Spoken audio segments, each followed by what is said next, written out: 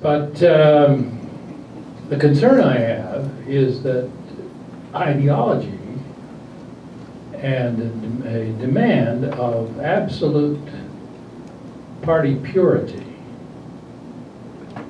endangers our ability to govern once we get in office.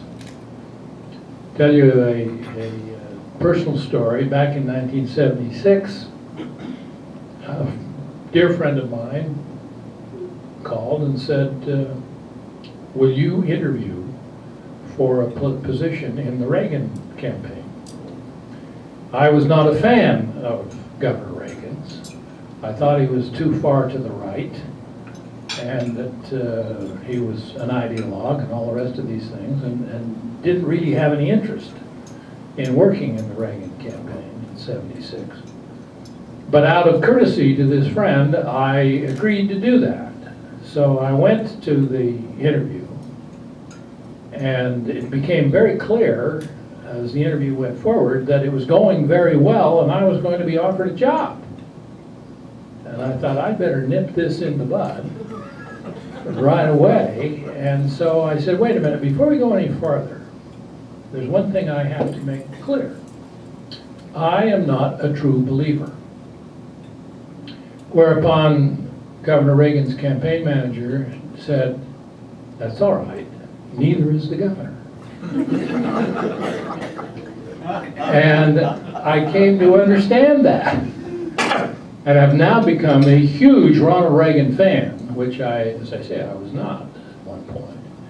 Because Ronald Reagan, in addition to having slogans that could whip up the ideologues and get them working at the polls, had ideas and solutions to our problems.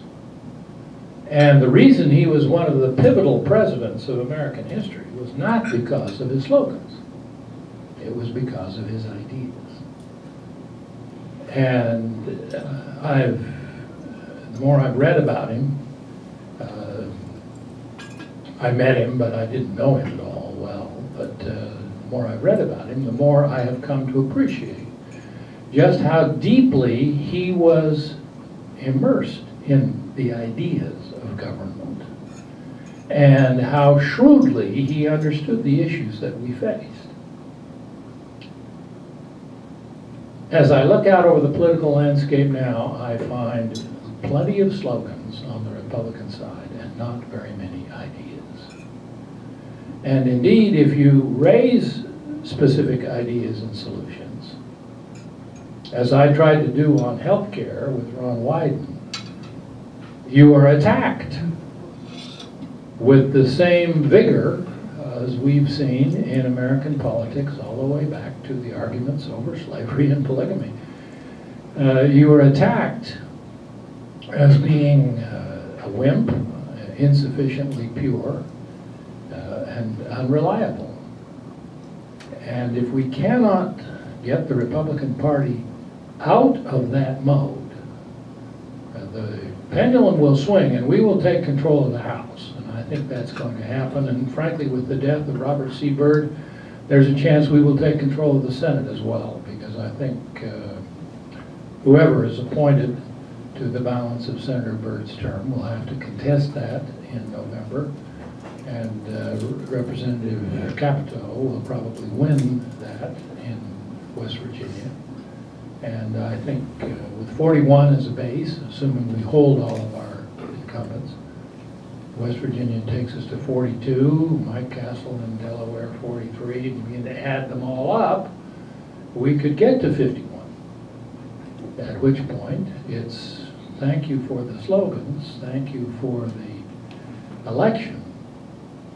But in the immortal words of Robert Redford in the movie The Candidate, what do we do now? If we do not have an answer to that, the pendulum will swing away from us as rapidly as it has swung towards us. And we will, by default, hand the reins of government back to the Democrats.